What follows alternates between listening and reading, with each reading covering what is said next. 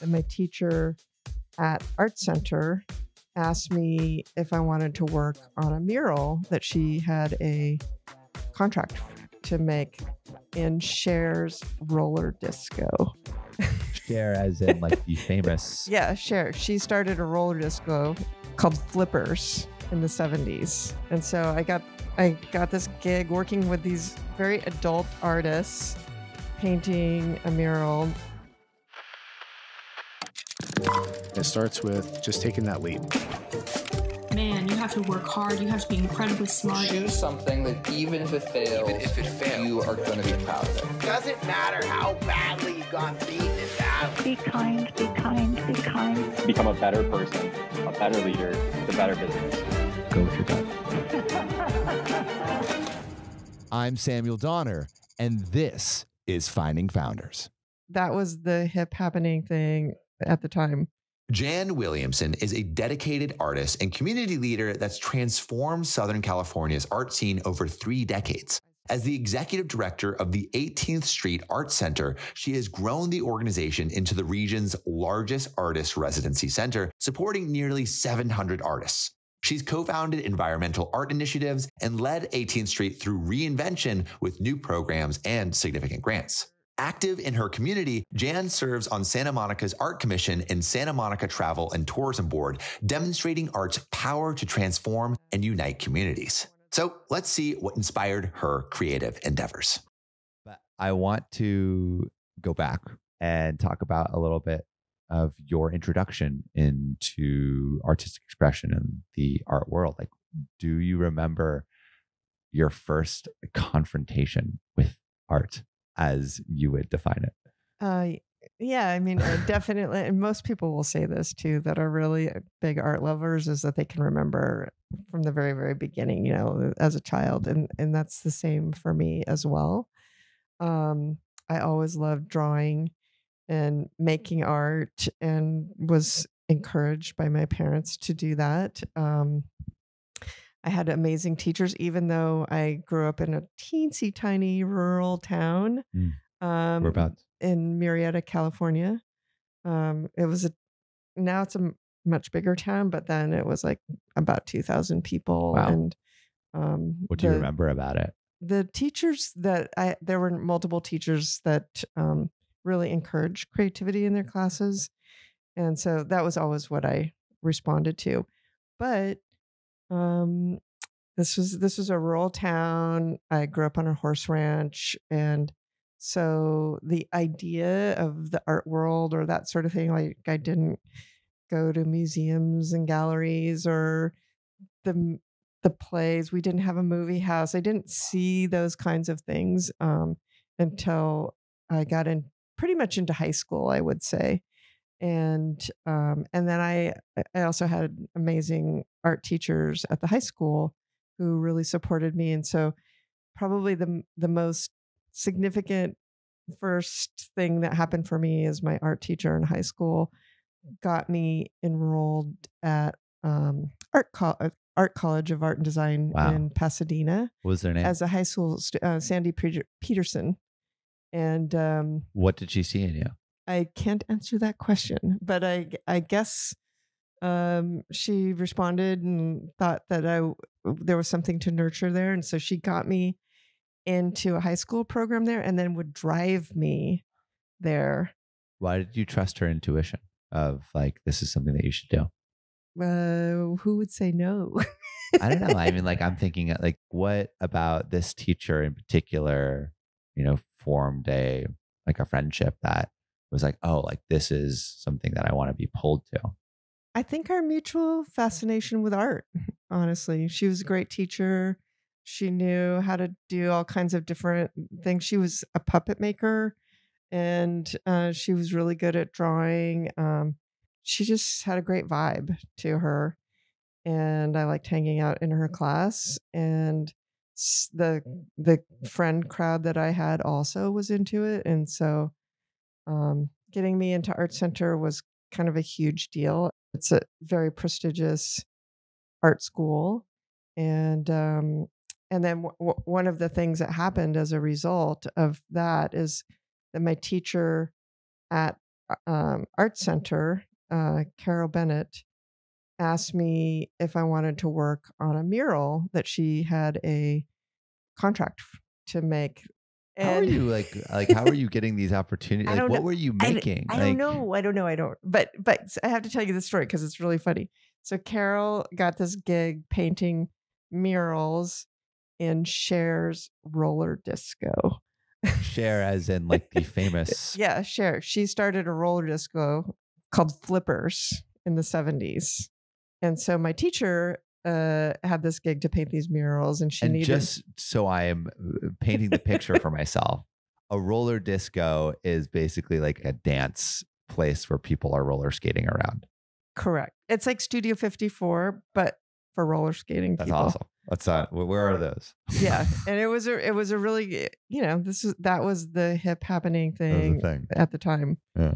And so I got this gig working with these very adult artists painting a mural. I moved up. Somehow I got my teachers and my parents convinced to allow me to get out of school for a month to go. A month? I know. That's so long. What was it like working on the mural? It was crazy. I stayed up here with my aunt and uncle who lived in town. And then one of the other guys who was also painting in the mural would pick me up and drive me over.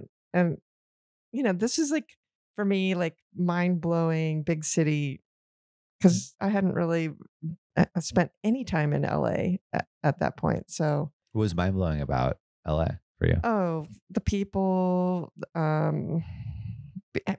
running around with these adults who are all artists, paid artists, making their living as painters and drawers, graphic designers, etc. What did you learn about like what kind of person is involved in being a professional artist? What does it actually look like? That you get contracted, you hire out, you have these murals. I don't know, there were like 4 walls that are like 150 feet long. It was a huge space. And we were painting in the style of Henry Rousseau, who, so we were making these beautiful, lush, like jungle scenes. I learned the whole process of making a mural, designing it, projecting it onto the wall, sketching it on the wall, arranging the paint colors. But all of that was really, envisioned by the lead artist. Right. And then those of us who were there helping her paint it it's more like painting by numbers. But Sure, but like you're once you're climbing a up and cog in down. the machine, you kind of realize, see. oh, like what do I like this machine? Could I one day maybe be the driver of this machine? So what was it like after, going into the mural, doing that program, and then actually like being in school for art? So this was in the 80s that I was in college, and I went to Chaffey College, which is a community college here in Southern California, for a couple of years, and then I transferred up to UC Santa Cruz. And while I was at Chaffey, which I had a fabulous time at, again, more amazing art teachers. I also worked there at the Rex Wignall Museum and Gallery and learned how to install and prepare exhibitions, how to paint walls and, hang artwork, all of the things that go with making an exhibition. So I did that the 2 years that I was there.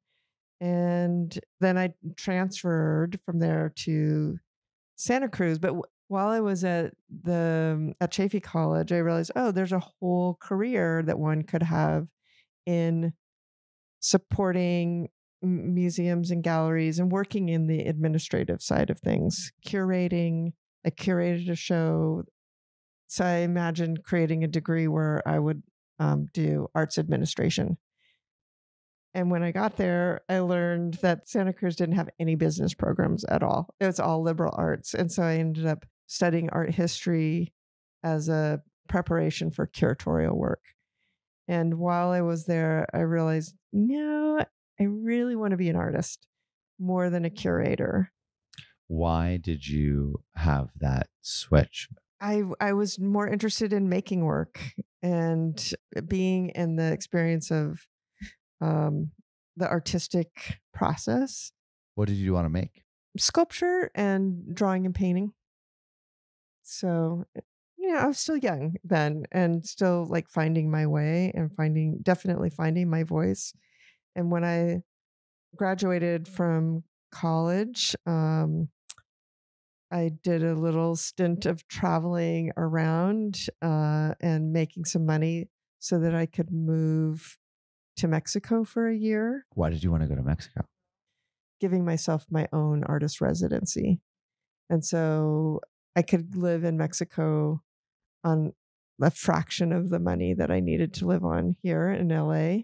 And so I moved down there. And my idea was that I'm going to make a whole body of artwork. And then I'm going to come back to California and try to get a gallery. So when you were there, what was different about living in Mexico? Well, for one, learning the language was a huge thing. I didn't speak Spanish when I moved down there. And I really loved it. It was a beautiful town, Zacatecas. It's in the high desert. It's a tourist town for Mexicans more than it is for Americans. It's an old silver mining town. There are huge architectural sites all over as well.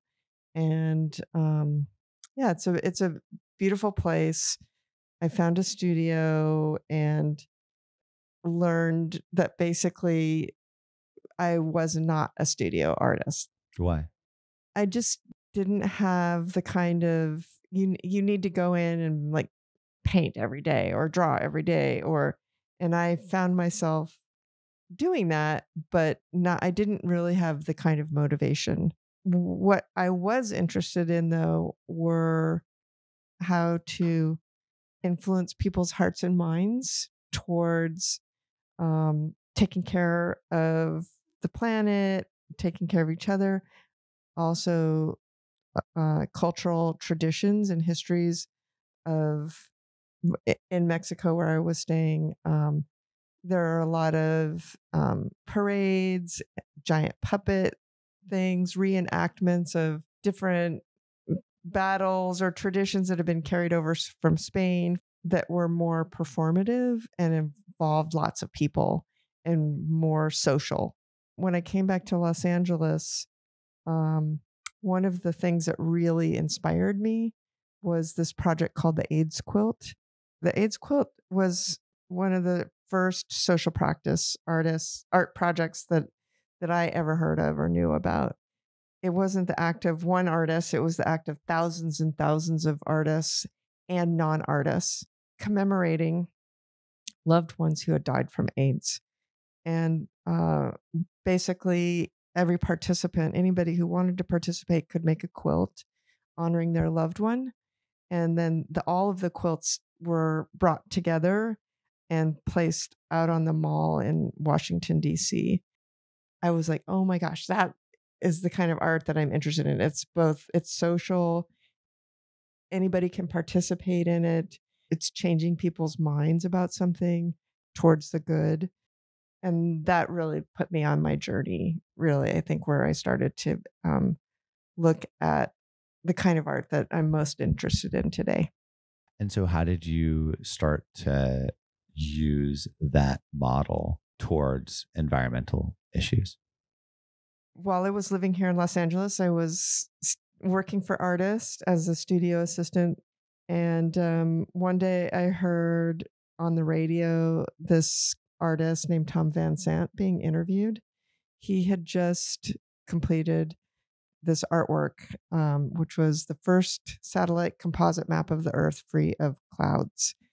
And he had released it on Earth Day in 1990 in conjunction with National Geographic, which used it in their new World Atlas.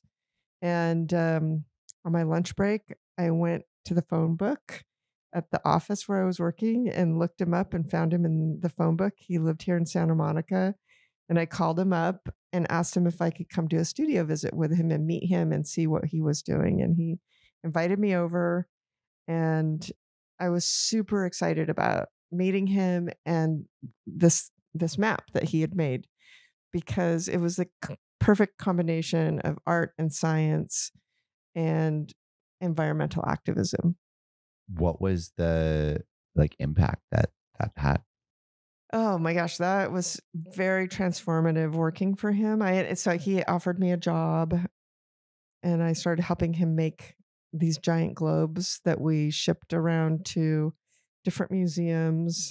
We took one of them to Brazil for the United Nations Conference on the Environment and Development in 1992.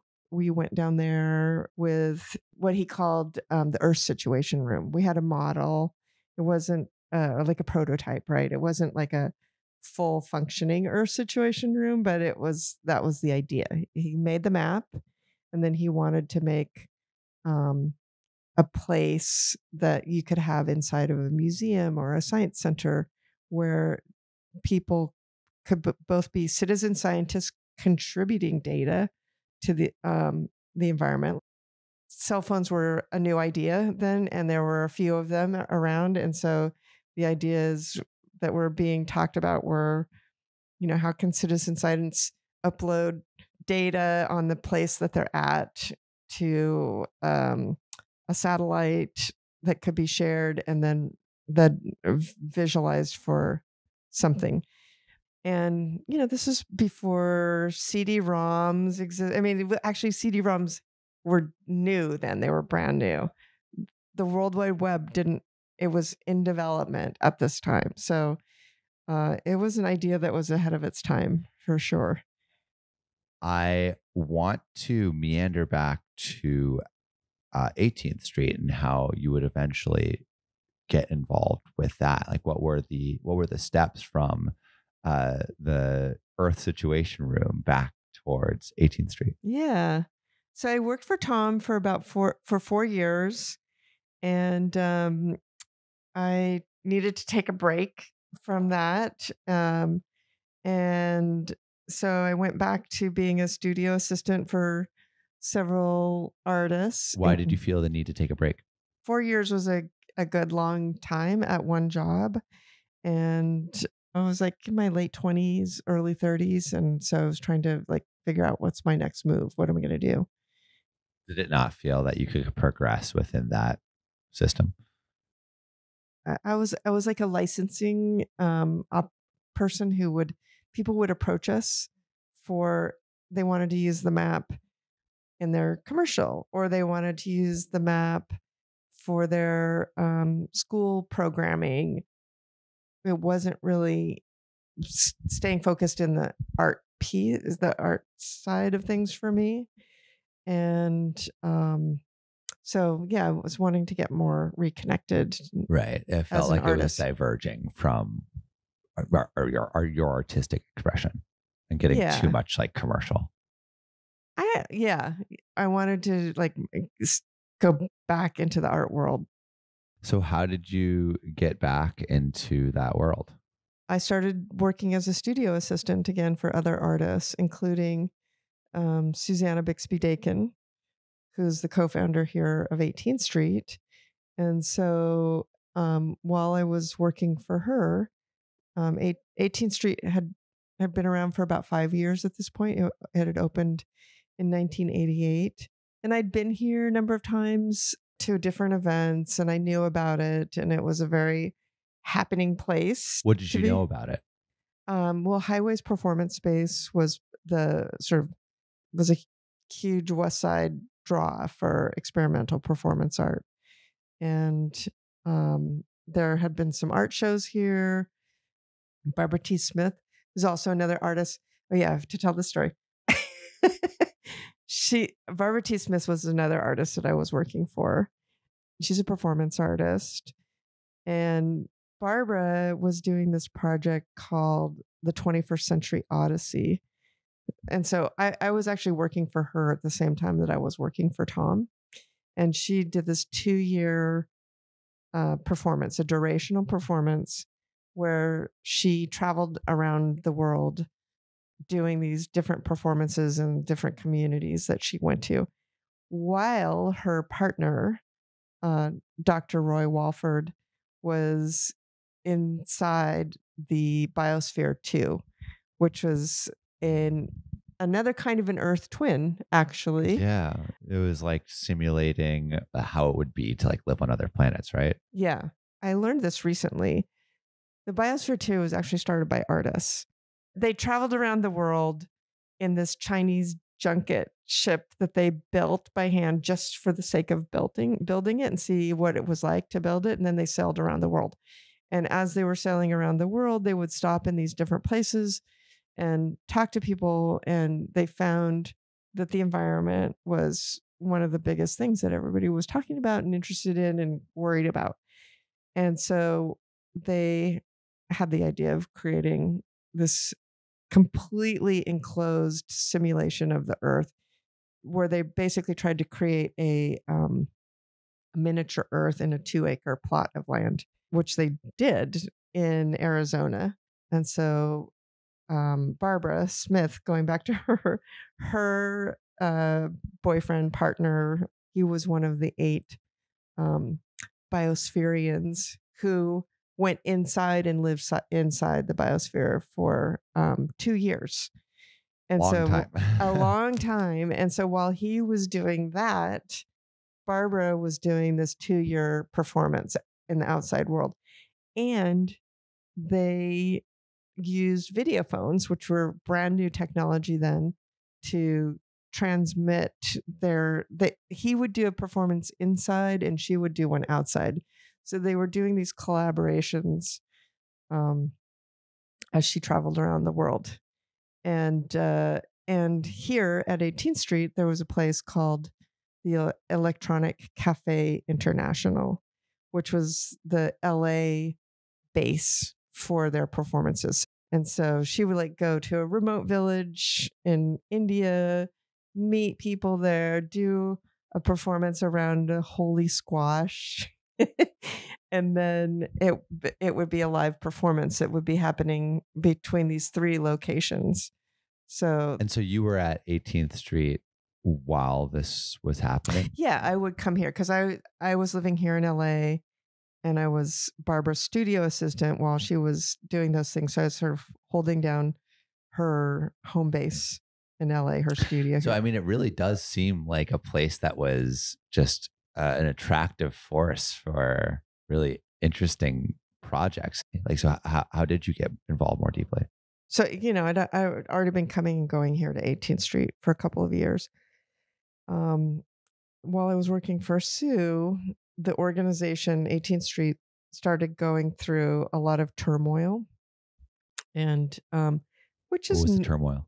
Which is kind of normal for a nonprofit that's only like 4 or 5 years old at the time, and so they needed somebody to help kind of manage the property, collect rents, take care of the buildings, all of those sorts of things, while the board was figuring out what the next move was going to be for the organization. So I did that for her for a year or so, and then ended up staying here for 30 years. So when you kind of got like involved fully, what was the state of things? Yeah, so the organization, when it launched in 1988, really grew out of a magazine called High Performance Magazine that Linda Burnham started, Linda Fry Burnham, in the 70s. And it was artist generated. And so artists submitted their work to be included in the magazine. And basically 18th Street, when it started, was High Performance Magazine, Highways Performance Space, and then 18th Street. And so the performance space was the public facing aspect of 18th Street. And then the studios were the back end, and then the magazine. And the 3 things separated. And we're going through a separation when I came around. the magazine went with Linda and Steve to North Carolina. Highways Performance Space stayed here as its own separate nonprofit. And then 18th Street was the property with the studios. And so that's part of the reason it was going through some turmoil, is because these other two very public facing aspects, the performance space and the magazine, separated. And so 18th Street didn't really have programs per se. There was this visiting artist program that was just with Australia at that time. And then the long-term studios, affordable studios. But that really wasn't like a program. And so Clayton Campbell, who was co-executive director with me, launched the visiting artist program, or the international artist studio program. Residency programs at that time were still relatively new. So we started that program, and we then added a gallery, and we would do various kinds of, open studios and film screenings, artist talks, those sorts of things. So if you were to like pin, and I know this is a large time scale, but like some of the things that you are most proud of in terms of how you've developed 18th Street under like your stewardship, what would some of those things be? The two things that I'm most proud of are, at this point in time, our Culture Mapping 90404 project that we launched in 2015 here in Santa Monica, which is a way of working with community groups to help them tell their own stories, recognize their cultural treasures and the things that they value. Could you tell me a little bit about how that project launched? Yeah. It's an interesting dynamic, because in 2015 we were like somewhere around 25 years. I don't remember exactly what year 18th Street was, or what age 18th Street was.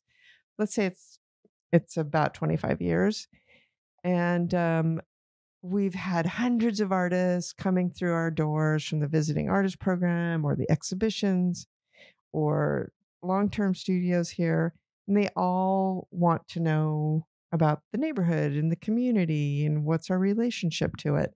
And so it was a constellation of needing to document and archive and make accessible these histories. And so that was like, on the internal side, a need for that. And then externally, our community groups wanting the benefit of having artists, be able to help them reflect and tell their stories in a way that is creative and innovative. And then the Irvine Foundation was one of our partners, and they were doing this new program called Exploring Engagement, where they wanted their grantees to, as they say, take a risk, so risk capital, try ways of engaging the public in your programs that you normally wouldn't. And I think the other piece is, 18th Street has this just deep bench of amazing artists, many of whom are working in this social practice field. Also at that time, Otis College had a studio here of their MFA program for public practice grads. And Otis College is like a big design school here in LA. Yes, exactly. And so this graduate program in social public practice was led by Suzanne Lacey. She was the first chair of the department, who's also one of the kind of founding kitchen cabinet artists of 18th Street, and a big name in public practice work. So this became a collaboration. Our Culture Mapping 90404 project became a collaboration with Otis and 18th Street and another organization, the Alliance of California Traditional Artists, who had been doing this work with traditional artists in different places in California. Fast forward to last year, we got this huge grant from the state of California, $3.3 million. That's big. Yes, to hire 18 artists in 18 different communities across the state of California, in urban and rural communities. We got close to 400 artists applying in that first round from Wow, all that's over a the lot. state. A lot of artists to go Yes. through. They had to have a community partner and a community group that they were already connected with. So 380 people applied. We narrowed it down to 40, and those 40 artists then went through a month-long mentorship program where we paid them to develop their proposal in full as a cohort. And that was really cool. They got to learn together. It was an amazing group of people, and Sounds incredible. unfortunately only 18 of them got fully funded. And then because of the limitations of funding that we had. And so we were looking at trying to get a good mix of people in rural communities and urban communities, and a variety of different kinds of projects. And What were also some of the projects that were ultimately funded? Yeah, so they're still in progress right now. Their projects haven't finished. There's one in City Terrace here in Los Angeles, which is a small town that's in an industrial zone of near downtown LA, that has like the worst pollution in the state of California. And the artists have been working there in a long time already. Public Matters is the artist collective, and they are using their, what do they call it? Good trouble as a way to engage the citizens of City Terrace and advocating for the kinds of things that can make their town better. And they Good do trouble. What does that mean? good trouble. It's like the project, they're using these organizing strategies that provoke joy and happiness. One example that they did is there's the sidewalks in the city are not safe. Like if you are using a wheelchair or something like that, you can't navigate them. And so they want the city officials to fix them. And so they went around and they made these giant Band-Aids to put on the broken concrete, and information about how to contact your city official to fix it. And so it's sort of lighthearted and humorous, but it's connected to an action that would get on the radar of That's really cool. the And like I decision imagine makers. like a lot of the artists that you have and that you funded have like similar impact as that program. And you've had impact on like those artists' lives. And it seems like an incredible program. What are you looking towards for the future of 18th Street? It's just such a generative community of artists. Continuing that, continuing to foster the community vibe between the artists. And then I would say that figuring out a way to really foster more of these kinds of deeper long-term projects. So each one of those 18 artists projects across the state of California, I think of as like a seed of a tree that will grow into a new kind of cultural infrastructure for that neighborhood or that community group. And we've piloted that already here in Santa Monica with ours. And so the hope and aspiration is that those seeds can be planted in the other communities and continue to grow.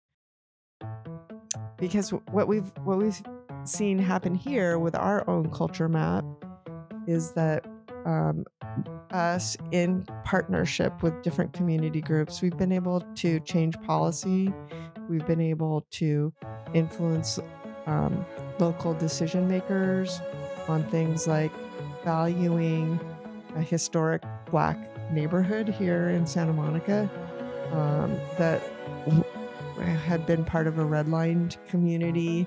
And that is part of a whole effort, not 18th Street's alone by any stretch, but the power of art. And it really did start with the Quinn Research Center connecting with our artists, and one artist in particular, Mai Hasinger.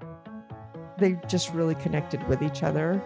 And so that was when we learned about their vision and their aspiration, and we did a whole exhibition about it. We've had essays written by important individuals, etc. And you just start telling stories through art and art experiences, tours, dinners, etc. And you change people's hearts and minds. It's suddenly like everybody wants to be a part of it now. Yeah, and it started with one artist's vision. That's a pretty cool thing to be able to support. Yeah, very much so. Thank you so much for listening. If you haven't already, make sure to subscribe, rate the podcast 5 stars, and share with a friend. If you have any questions or comments, DM us at Finding Founders Podcast on Instagram, LinkedIn, or Facebook. Finding Founders is produced and hosted by me, Samuel Donner.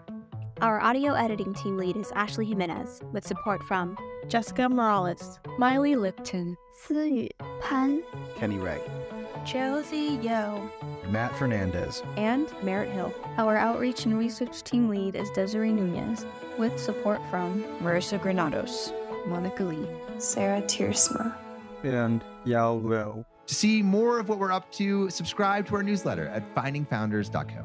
Thanks again for listening, and see you next week.